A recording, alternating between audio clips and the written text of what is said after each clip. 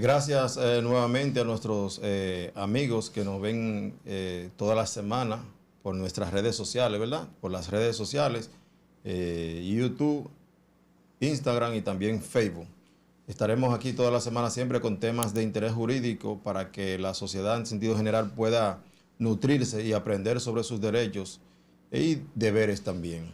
Nos acompaña en esta ocasión nuestro compañero Gilbert Ronaldo Matos y un invitado muy especial, una invitada muy especial, abogada, licenciada en Derecho, con una maestría en Derecho Procesal Penal. Hasta nos graduamos juntos en dicha maestría. Estamos hablando de la licenciada María Mejía Lebrón. Nuestro compañero Gilbert tiene aquí su presentación también. Buenas tardes, como siempre, estamos acá al tanto de todos los temas jurídicos a nivel nacional. Y en el día de hoy tenemos a nuestra invitada, la licenciada María Lebrón, quien nos va a exponer unos temas que a continuación lo va a mencionar el distinguido Ariel. Ella misma saludará a nuestro público y se presentará también. María, el escenario es tuyo. Muy buenas tardes para todos. Es un placer estar hoy aquí compartiendo con estos dos colegas, en el cual me han invitado aquí en su programa. Y estamos para hablarle ya de temas jurídicos y derechos de las personas. Gracias, María, por aceptar nuestra invitación. Señores, el tema de hoy, derechos fundamentales y garantías judiciales. ¿Cierto, María? Sí, cierto. A raíz de la promulgación de la Constitución del año 2010 y también el 2015, porque en el 2015 se modificaron algunos artículos de la Constitución de la República, pero los artículos 68 y 69 de la Constitución vinieron para marcar el límite de las actuaciones incluso de los poderes públicos, incluyendo el sistema de justicia. Exacto. Habla sobre la tutela judicial efectiva, el debido proceso, los derechos fundamentales y su vinculación a todos los poderes del Estado con ella. María, derechos fundamentales, ¿en qué consisten? ¿Por qué deben existir? Bueno, los derechos fundamentales no es más que todos aquellos derechos son inherentes al ser humano. El hecho de ser persona, esos derechos vienen con ellos desde el mismo nacimiento de una persona y de antes, desde la procreación que una persona tiene, viene con sus derechos fundamentales. Esos son inherentes, son innatos esos derechos y por lo tanto acompaña a todo ser humano en cualquier fase de su vida social, o sea jurídica, o de hecho económico. También todos esos derechos fundamentales están reconocidos en la Constitución Dominicana. Y derechos fundamentales, podría, por ejemplo, ser específica cuáles o algunos de ellos para que la ciudadanía, porque no todos son abogados los que escuchan este programa y ven este programa, ¿verdad, Gilbert? También hay estudiantes de derecho y un gran público. Y un público que no tiene nada que ver con lo jurídico, pero sí nos sintoniza para aprender. ¿Cuáles son esos derechos fundamentales? No hay que especificarlo todos, sino los más especiales, lo básico, lo que la gente debe conocer y que existen para ellos. Claro, y de hecho no podemos mencionarlos todos porque, como bien lo establece la Constitución, el artículo 74, numeral 1, los derechos fundamentales no son limitativos. Perfecto, o sea, que todos aquellos derechos o aquellas circunstancias que se dan, que se equivalen como una protección del ser humano, fueron considerados como derechos fundamentales y debe de ser incluido, aunque no lo especifique la Constitución. Pero está el derecho a la vida, el derecho a la libertad, derecho a una vivienda, derecho a la educación, derecho a un nombre, el derecho que tienen las personas en cuanto a lo que es los procesos penales, a una justicia que sea accesible, derecho a la no autoincriminación, el derecho a un juez que sea imparcial, derecho a un tribunal asimismo imparcial y que derecho a una justicia pronta, derecho a que tiene a la no autoincriminación, derecho a la igualdad. Todos esos derechos están limitativos. Si ustedes observan lo que es del artículo 1 de la Constitución, del Código Procesal Penal, hasta el 28, establecen una serie de circunstancias y garantías que establecen los derechos fundamentales son los principios, de cada son los individuo, principios que son que- los principios del Código Procesal Penal. Bien, sabe que esa frase que usted ha dicho y está en la Constitución, que los derechos fundamentales no son limitativos. Ha sido confirmado incluso por por el Tribunal Constitucional en sus decisiones y también por la Suprema Corte de Justicia. Pero ¿en qué ámbito del derecho se ven más vulnerados los derechos fundamentales? Bueno, nosotros podemos observar, y como enmarca el mismo otro tema que tenemos para hablar sobre las garantías judiciales, esa garantía son la garantía que viene a proteger esos derechos fundamentales, es decir, a poner un límite al poder estatal con relación a que se garanticen los derechos fundamentales de cada ciudadano. Entonces, ¿qué es lo que sucede con relación a la violación de los derechos fundamentales que más podemos observar en el ámbito de un proceso penal? Con relación a lo que establece el artículo 95, el numeral 6 del Código Procesal Penal, y el artículo 276, numeral 8, que es cuando una persona está detenida, ponerlo en los medios de comunicación sin la debida autorización de esa persona. Okay. Porque no es que no se pueda poner una persona que esté siendo investigada o arrestada por un hecho, no es que no se pueda poner en los medios de comunicación, sino que con la modificación de la ley 1015 establece que para poder hacer eso debe de tener una autorización previa del imputado. Podemos observar también en esos mismos articulados del Código Procesal Penal que una persona que sea arrestada debe de saber la identidad de la persona que lo arrestó, debe de tener una llamada a un familiar, debe de tener asistencia de un abogado y debe de la persona o la autoridad que ejerce el arresto no puede ejercer una fuerza mayor que la necesaria. Ok, entonces una pregunta, ¿se suele divulgar las imágenes de los imputados?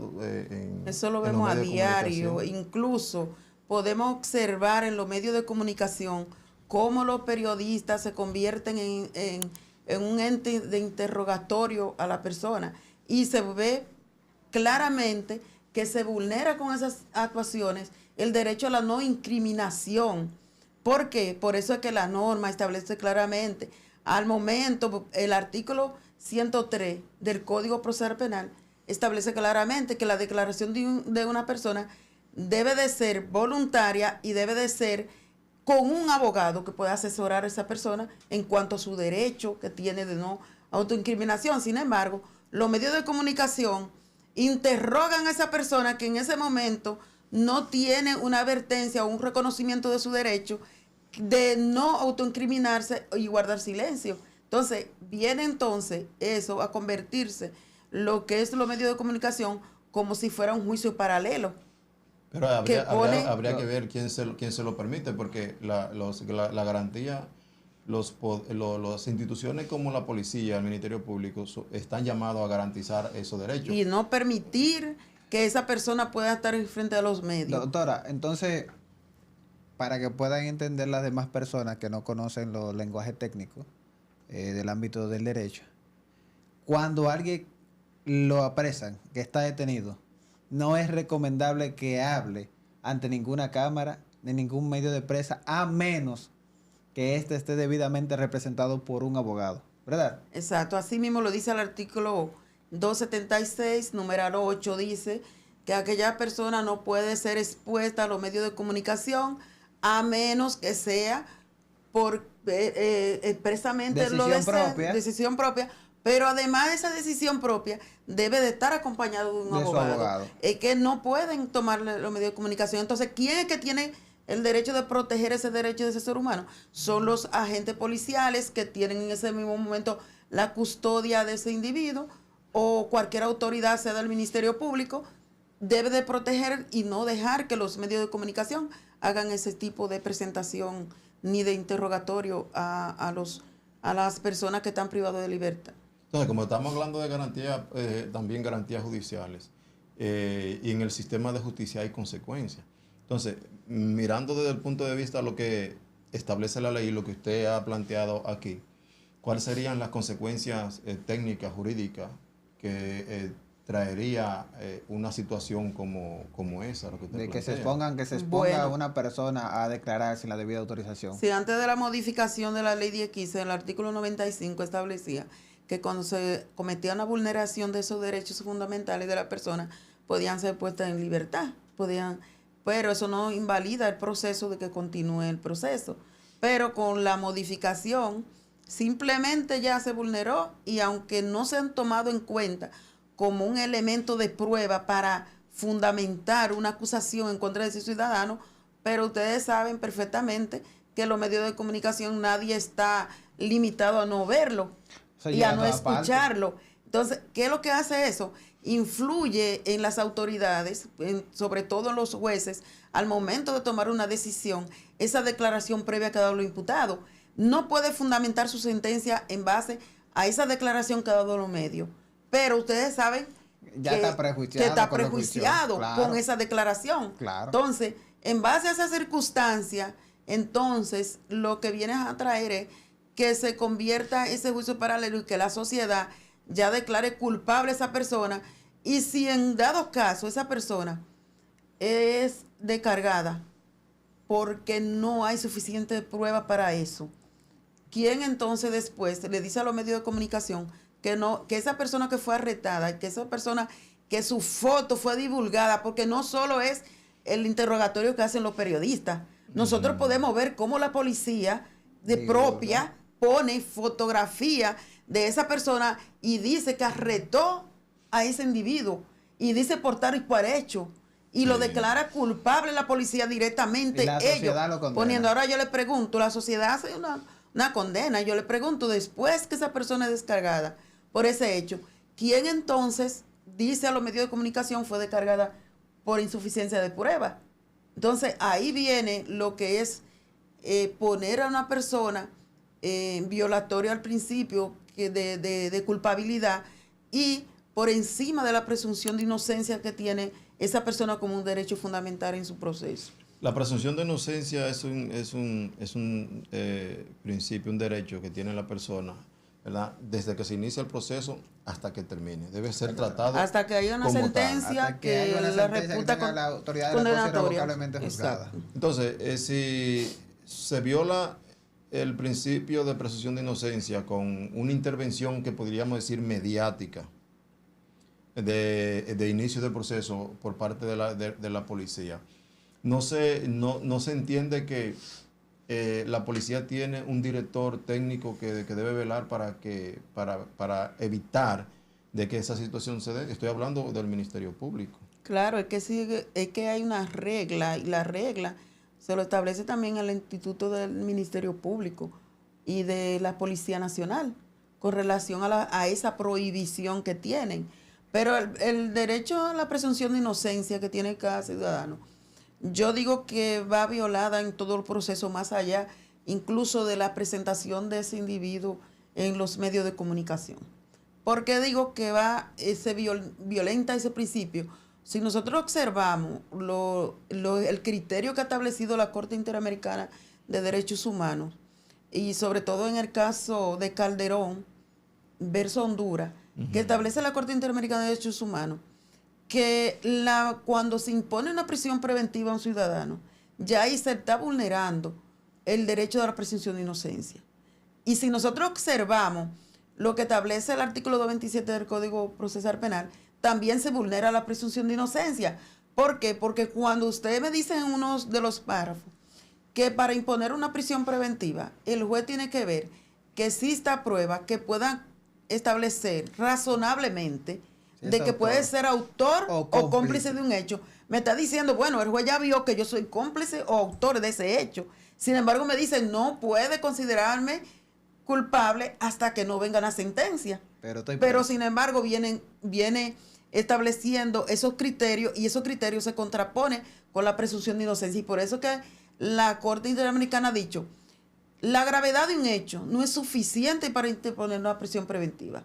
¿Por qué? Porque se contrapone con ese principio.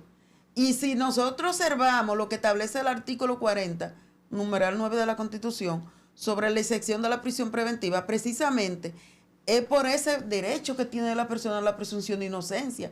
Pero ese derecho de la presunción de inocencia no lo vemos a diario. ¿Por qué? Porque desde la misma imposición de una medida de coerción que viene acompañada de la privación de libertad de un ciudadano, o el arresto domiciliario, o una garantía económica de imposible cumplimiento, se está vulnerando ese derecho de presunción de inocencia que tiene ese ciudadano. ¿Y cómo se podría entonces, bajo qué preceptos o premisa general, podríamos decir así, se podría tomar en cuenta para imponerle una prisión preventiva a un ciudadano? Porque hay casos que son graves, delicados, que estremecen el orden público incluso. Sí, hay peligro para la víctima. Según usted, ¿cómo se podría valorar una circunstancia como esa? Lo que yo considero es que la prisión preventiva, ciertamente, hay en proceso que se debe de poner la prisión preventiva, pero no es por la gravedad de un hecho,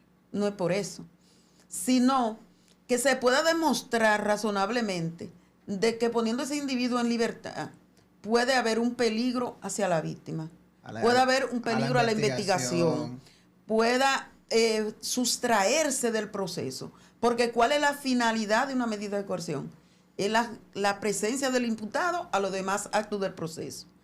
Entonces, doctora, usted nos dice que el juez no puede en ninguna circunstancia imponer una prisión preventiva solo por un aspecto, que es la gravedad del hecho. Tiene que ir aunado a demás circunstancias que son el peligro de fuga, el peligro que representa hacia la víctima, el peligro que representa hacia la investigación, y que sea una persona que en realidad no se sustraiga del proceso. Exactamente. Eso ahí es que tiene que ir enmarcado. No puede ir enmarcado porque cita prueba, porque se supone que hay una investigación que abrir.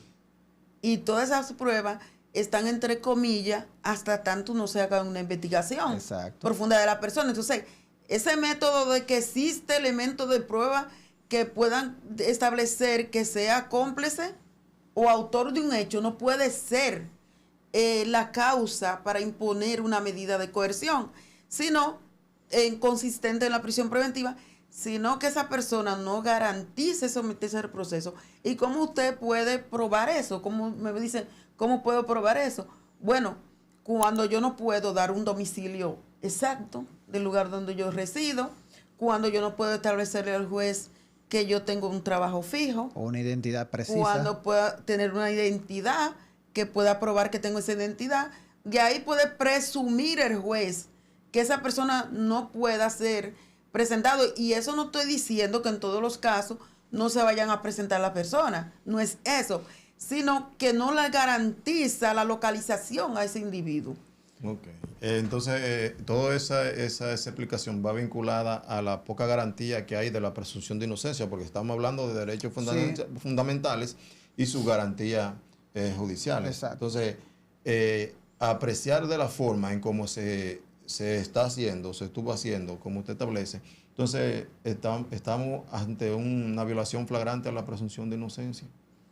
Pero muy flagrante a la presunción de inocencia. Por eso que yo siempre he establecido ese criterio y acojo como propio el criterio de la Corte Interamericana de Derechos Humanos. Es que la persona, usted no me puede considerar que yo pueda ser autor de un hecho que todavía no se me ha probado. No se ha investigado hecho, ni siquiera. Y ni siquiera se ha investigado con profundidad ese hecho. Entonces, no se puede tomar eso en consideración para establecer lo que es una prisión de un ciudadano. Pero una garantía fundamental, ustedes saben que va más allá, porque eso va con el artículo 68 de la Constitución, artículo 69, sobre el debido proceso y la tutela judicial efectiva, que eso se vulnera correctamente con relación a esto. Pero ustedes saben que de los derechos fundamentales vas más allá, y la garantía que tiene ese ciudadano en un proceso, porque eso viene con relación a que debe de tener, en caso de una sentencia, la sentencia debe estar motivada, que es una garantía que tiene este ciudadano en cuanto a un proceso. La motivación de la decisión. Debidamente. Y con relación a lo que, y eso no es únicamente en una sentencia, porque una resolución donde se impone una medida de coerción de un ciudadano debe estar motivada por el cual el juez consideró que puede poner una medida más gravosa, y eso debe establecerse. E incluso nosotros podemos observar la violación de la garantía. Lo que pasa es que hay otro proceso que pueden prevalecer de ponerle en libertad a la persona cuando se vulneran esas garantías. Por ejemplo, un allanamiento sin una orden motivada de un juez. Ahora, puede haber una orden motivada de un juez y puede haber una violación de la garantía de un ciudadano, que es la garantía al domicilio, a la intimidad. Sí. Esa garantía puede ser validada, y es cuando se ejerce un allanamiento que está fuera del horario. Y nosotros sabemos que eso se hace mucho. Y se hace mucho. Y hay un cliché en las autorizaciones que emite el juez con relación a lo que es hacer el un horario. allanamiento. Ahora El horario. de manera diurna. ¿Por qué? Porque la ley te dice a ti, el Ministerio Público al momento de solicitar una orden de allanamiento, si la quiere fuera de las 6 de la mañana a 6 de la tarde, debe de motivar esa orden. Exacto. Y decirle al juez por qué quiere que esa orden puede ser ejecutada a cualquier hora. Sea una persona que ustedes saben que no sabe su paradero y anda prófugo, y tienen información que nada más de noche que va a la casa. En asunto ilícito de tráfico de droga, que saben que de noche ejercen esa actividad. De hecho, tiene que motivarle, y no solo motivar la orden. La orden de arresto debe de ir acompañada con los elementos de prueba Que justifica la que solicitud. justifican esa decisión. Sin embargo, nosotros podemos ver, por lo menos en el departamento de Barahona, yo puedo ver que todas las órdenes dicen ejecutarse de noche o de día, Solamente. sin haber una motivación de esa orden. Pero además de eso, antes la orden de arresto venía acompañada de la hora que se emitía. Por ejemplo, la jueza emitió una orden de allanamiento, una orden de arresto a un ciudadano, y decía, se emiten el de 26 de agosto a las 4 de la tarde, Exacto. a las 6 de la tarde. Pero a veces hay personas que están privados de libertad y emiten una orden posterior. Pero ¿cómo tú compruebas de que esa orden fue emitida posterior Si no se le pone tú no tienes la hora? en que fue entregada por parte del Exacto. tribunal? Cuando tú tienes la hora que emitieron esa orden y tú vas al libro registro de la policía, tú te das cuenta si esa persona fue arrestada anterior o posterior a esa orden y si de se le arresto. violaron sus derechos fundamentales. Exacto. Entonces, eso es otra vulneración que se cometen y que se están dando a diario. Entonces esa vulneración de derechos tendríamos dos fundamentales. cuestiones aquí, doctora. Y es, primero, que el fiscal debe motivar la solicitud y justificar en qué prueba, evidencia solicitan la orden de allanamiento para ejecutarse en hora de la noche. Que cuando se habla ejecutarse en hora de la noche, se entiende de 6 de la tarde a 6 de la mañana, correcto. Y la otra es que si el juez da la orden de allanamiento, tiene que motivar razonablemente, ¿verdad?, en qué se sustenta para dar la orden, que pudiera incluso hasta rechazarla, ¿no? Claro que sí. Y de hecho, antes hemos visto orden, y fuera, si ustedes van a la jurisdicción, a otra jurisdicción, pueden ver cientos, no de orden de allanamiento que está solicitada de noche, sino hasta misma acta de arresto a un ciudadano, si no va acompañado de un elemento, una cintila de prueba que pueda determinarle al juez que es preciso ordenar esa orden de ese arresto de ese ciudadano, no se le emite y se la rechazan al Ministerio Público. Excelente. Y es salvaguardando ese derecho fundamental. Bueno, vamos a ir a una pausa, amigos, de unos 5 minutos, y regresamos con el tema de interés. Este es un espacio, Criterio y Justicia con Ariel, que llega gracias a la firma de abogados Gómez Rubio Asociado, que cuenta con un equipo de profesionales de primera. Dentro de ellos está Gilbert Ronaldo Matos, Amelia Ledesma, Bernie Melina Ledesma y un servidor. Gracias por mantenerse en compañía, en sintonía con nosotros. Doctora, el derecho a la defensa, que es un derecho fundamental, es un derecho sagrado, reconocido por la Constitución y también por la Corte Interamericana de Derechos Humanos, por una serie de tratados y de convenios internacionales. Hábleme del derecho a la defensa pública, generalmente aquí en Barahona.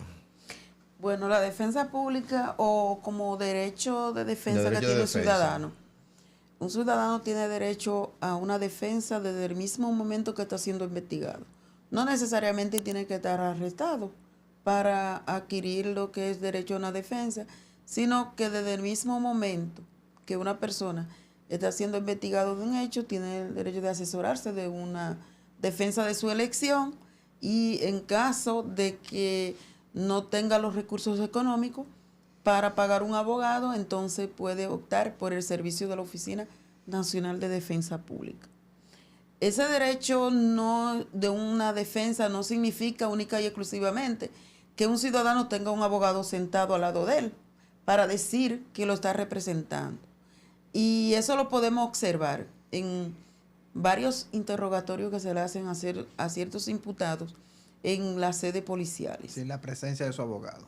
Que hacen un interrogatorio, de repente aparece un abogado que está firmando el interrogatorio, no se observan las reglas básicas para un interrogatorio en el cual sea el consentimiento de esa persona que de manera voluntaria ha decidido declarar y que tenga una defensa o un abogado de su elección. Sin embargo, podemos observar que muchas veces la persona ni siquiera sabe quién es el abogado que está firmándole ese interrogatorio. Y cuando vamos a la medida de coerción, no aparece el abogado. Cuando se le llama a ese abogado y la defensa dice no podemos asistirlo porque usted tiene un abogado que en las sedes policiales firmó su interrogatorio y fue su abogado que usted contrató. Ahí es que se dan cuenta que ni el abogado sabe quién es el imputado. Si no sabe ni siquiera el abogado quién es el imputado, pero tampoco el imputado sabe quién es el abogado, porque ni siquiera se conocen. Y yo digo, ¿cómo fue entonces que pudo dar su consentimiento?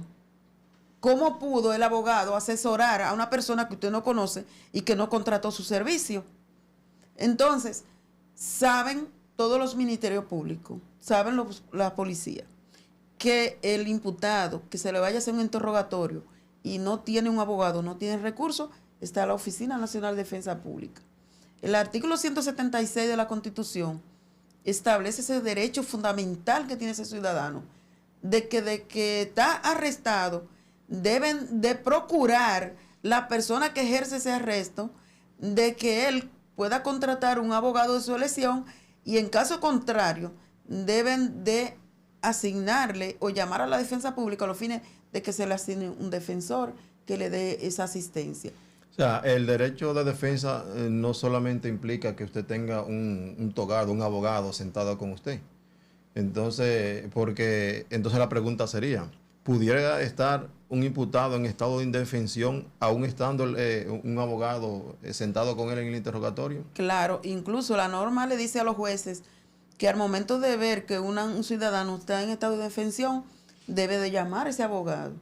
O se hace acompañar de otro togado que lo pueda ayudar con relación a ese proceso, o tiene que dejar el proceso, porque no puede continuar un imputado en estado de defensión.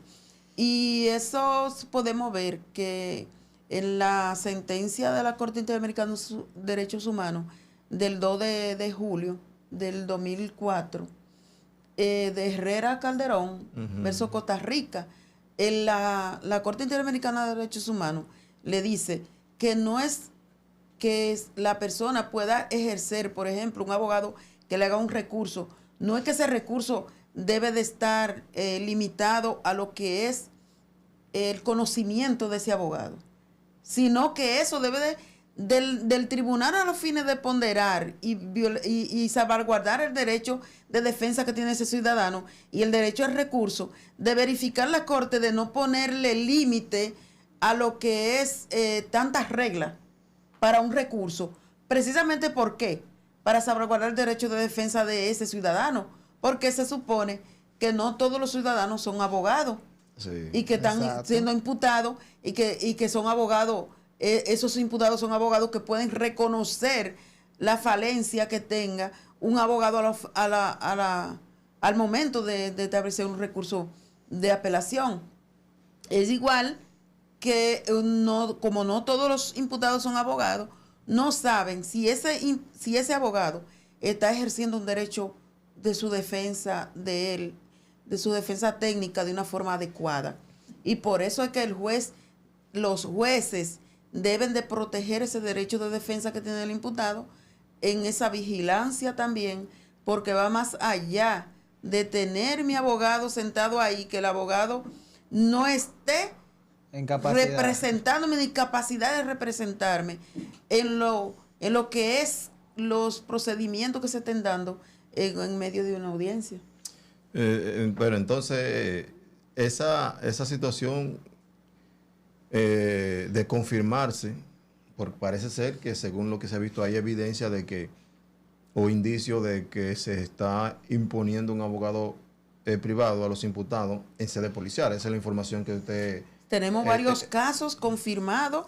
Pero eso se da solo cuando entre policía y imputado, o el Ministerio Público está presente, porque yo no puedo creer que un Ministerio Público pueda permitir que le impongan un abogado a un imputado para sacarle una información y utilizarlo en su contra. Y que firme. Entonces, los casos que hay registrado, ¿ha sido con la participación del Ministerio Público? Es que los policías no hacen interrogatorio.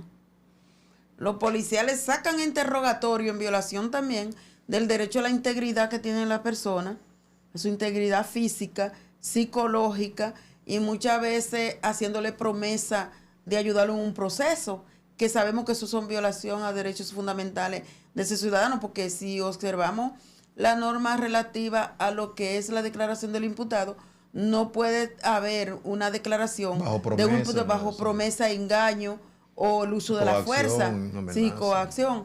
Entonces, la policía puede hacer un interrogatorio, pero ese interrogatorio que sale la policía e imputado nunca salen a la luz, porque eso no se hace por escrito. Y es tan grave. Sabemos que los interrogatorios que salen por escrito y que llegan a los tribunales son lo que hacen los ministerios públicos en la sede policial. Sería más grave aún, pero el Tribunal Constitucional, en una decisión, que voy a buscarle el número para dársela a nuestros amigos que nos ven, ha dicho que no se puede utilizar un interrogatorio, aún lo haya firmado el imputado, para perjudicarlo, ni para sustentar una condena en contra de él. Tengo jurisprudencia de un caso en el cual la Corte de Apelación de aquí, de Barahona, no acogió un recurso, ese medio, en virtud de que se utilizó el tribunal colegiado,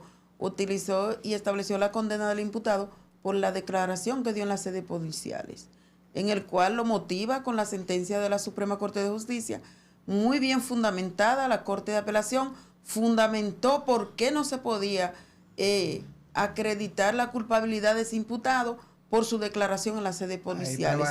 ¿Por qué? Porque eso no, y violenta la publicidad de un juicio, violenta la contradicción. Todos los principios del juicio lo violenta ese tipo de declaración, porque eso no están dando una declaración ante una autoridad competente, simplemente lo están dando ante el Ministerio Público, aunque el Código Procesal Penal le dice que esa declaración puede ser utilizada, pero no obstante a eso, esa declaración debe de estar sustentada en otro medio de prueba que corrobore ese resultado. Entonces, por el simple hecho de dar una declaración en las sedes policiales, no puede ser acogida. Y ese caso fue acogido versus Pamela del Orbe. Un criterio. Sí, Juan Emilio Félix versus Pamela del Orbe. Esos son los criterios que hay que buscar para tratar de ventilarlo en la justicia o utilizarlo para que los derechos y garantías de los imputados sean totalmente respetado, no solo en esta jurisdicción. Por eso yo digo, este programa, Criterio y Justicia, lo que busca es, de forma académica, llevar temas de interés y dar a conocer el criterio que tienen los tribunales de Barahona y el país, para que la justicia pueda tener como una sola línea de razonamiento que se acerque más a la justicia. Gracias, hermana, la doctora María Mejía Lebrón es una defensora pública, está de más decirle que es licenciada en Derecho, Claro. con una maestría en Derecho Procesal Penal Dominicano. Pues nada, gracias. Fue un tema muy interesante. Aprendimos bastante de lo que son las garantías constitucionales y los derechos fundamentales de las personas. Y sobre todo, las personas cuando estén detenidas, si no están debidamente acompañadas por un abogado De su elección. no el que le uno que le impongan. pongan. Y además de eso, si ustedes no dan el consentimiento a declarar ante la prensa, no lo hagan. No lo hagan porque su abogado en un proceso es su mejor amigo. Así Licenciada. es. Muchas gracias a todos. Aunque esos temas podemos decir que es mucho más extendible, Mucho más porque amplio. hay muchas garantías que están establecidas en la norma. Pueden ver el libro de Néstor Arroyo, en el cual pueden ver los procedimientos cuando viene de los derechos fundamentales, porque siempre han existido en la Constitución. Sí. Lo que pasa es que ahora en el artículo 40 está más aplicable. Okay. Pueden observar ciertas circunstancias. También podemos ver que vean la sentencia del Tribunal Constitucional, la 0007-13 y la 00017 y la 18-13, que establece sobre una serie de garantías y sobre todo la motivación de la sentencia y los derechos fundamentales de las personas. Y es importante ver, leer, analizar la sentencia del Tribunal Constitucional, porque son vinculantes y obligan a todos los poderes del Estado a cumplir esa decisión. Así que, hermano, buenas noches y nos vemos en la próxima.